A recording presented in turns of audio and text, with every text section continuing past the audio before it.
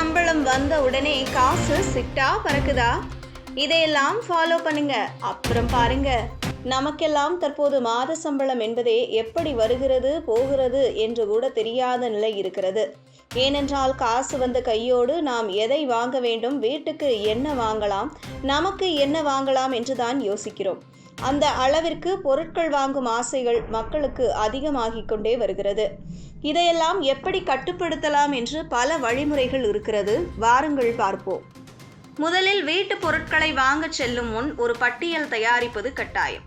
கையில் இருக்கும் பொருட்களை சரிபார்த்து இல்லாதவற்றை மட்டும் பட்டியலில் எழுதுங்கள். இந்த பழக்கம் கடையில் மனம் கவரும் பொருட்களை பார்த்து வாங்கும் ஆசையை குறைக்கும். அதோடு ஏற்கனவே வீட்டில் உள்ள பொருட்களை மீண்டும் வாங்கும் தவறை தடுக்கிறது. அதோடு ஒரே மாதிரி பொருட்களின் விலைகளை ஒப்பிட்டு பாருங்கள். ஒரு பிராண்டில் பழகி போனாலும் மற்ற பிராண்டுகளின் விலையும் தரமும் பாருங்கள். சில நேரங்களில் அதே தரத்தில் குறைந்த விலையில் கிடைக்கும்.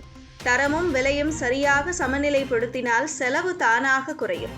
மேலும் சீசன் ஆஃபர்கள், பண்டிகை சலுகைகள், டிஸ்கவுண்ட் டேஸ் போன்ற நாட்களை பயன்படுத்திக் கொள்ளுங்கள். பண்டிகை காலங்களில் பெரிய மார்க்கெட்டுகளில் அதிக சலுகைகள் இருக்கும்.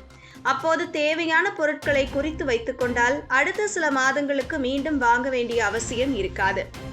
பெரிய பேக்கேஜ்களில் வாங்குவது கூட ஒரு சேமிப்பு ரகசியம். 1 கிலோவுக்கு வாங்குவதை விட 5 கிலோவாக வாங்கினால் 1 கிலோவுக்கு வரும் விலை குறைந்திருக்கும். ஆனால் விரைவில் கெடாத பொருட்களுக்கு மட்டுமே இந்த முறையை பின்பற்றுங்கள். இல்லையெனில் சேமிப்பதற்கு பதிலாக வீணாகும். மற்றொரு சின்ன யோசனை, பசி வயிற்றுடன் கடைக்கு போகாதீர்கள்.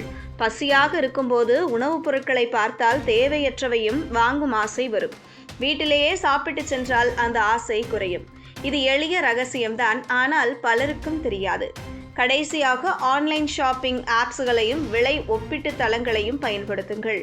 சில நேரங்களில் கடையில் காட்டும் விலையை விட ஆன்லைனில் குறைவாக கிடைக்கும். அதோடு கூப்பன்கள், கேஷ்பேக் ஆஃபர்கள் போன்றவற்றை பயன்படுத்தினால் கூடுதல் சேமிப்பு கிடைக்கும்.